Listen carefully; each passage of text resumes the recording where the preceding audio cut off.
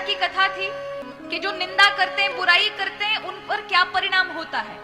एक राजा था, ब्राह्मणों को भोजन कराता था।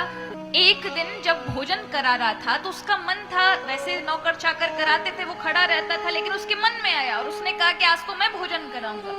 उसने खीर की बाल्टी पकड़ी और चमचे से खीर देने के लिए जो ही ब्राह्मणों की पंगत में आकर खीर परोसने लग गया।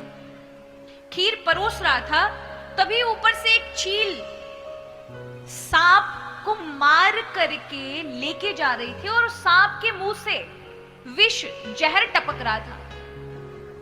अब वो जहर टपक रहा था। अब राजा ने खीर उस बाल्टी से भरी चमचे में और देने वाला था कि तत्काल उसे दिखा नहीं और एक चील उड़ के जा रही थी, उसके मुंह में जो सांप लगा था उसके मुंह से जहर उस चमचे में गिर गया और राजा ने देखा नहीं, उसको परोस दिया ब्राह्मण को और खाते ही तत्काल ब्राह्मण की मृत्यु हो गई कि हाथ पैर फूल गए।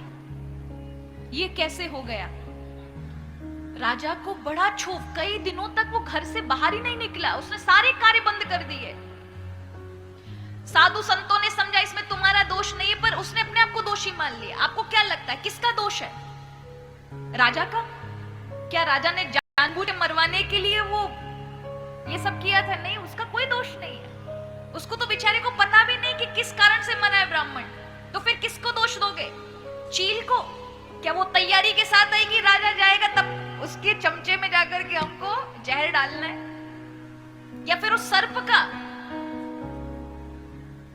जिसका जहर चमचे में गिरा है? क्योंकि वो तो खुद अपने उसमें नहीं है महाराज, उसकी तो मृत्यु हो चुकी है, तो किसका अपराध है ये?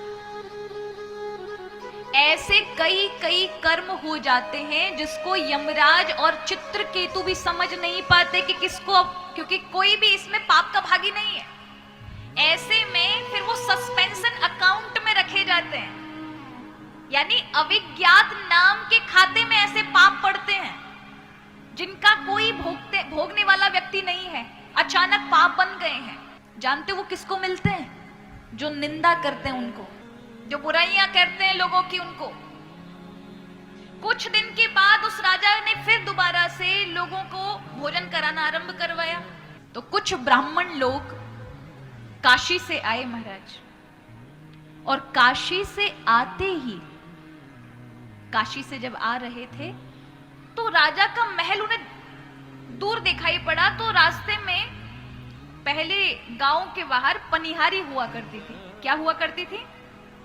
कुआं होते थे, पहले नल इत्यादि नहीं होते थे, पानी की टंकी नहीं होती थी, तो लोग कुएं के पास जाते थे। तो कुएं के पास जाकर के उन ब्राह्मणों ने जाकर उस पनिहारी से पूछा, और पूछा कि यहाँ राजा का महल कहाँ है, हमें राजा के पास जाए। तो पनिहारिन कहती है हंसते हुए, राजा का महल ऐसे जाओगे, सीधे हाथ पे जाना, दाएं मुड़ जाना, जो बड़ा सा महल दिखे वही राजा का महल है। लेकिन सावधान रहना ब्राह्मण देवताओं, कभी कभी जहर मिल जाता है, तुम्हारे प्राण भी जा सकते हैं। हंसते हुए कहा। यमराज चित्रकेतु ने कहा, पकड़ो इसी को, वो पाप मिलना चाहिए। क्यों? क्योंकि ये दूसरों की निंदा कर रही है और इसमें इसको रस आ रहा है। निंदा करते में आपको अच्छा, मन को शांति मिलती है कि नहीं मिलती है? जब आप दूसरों की निंदा सुनते हैं तो आपको खुशी मिलती है। अरे महाराज, खुशी क्या, चैन पड़ जाता है।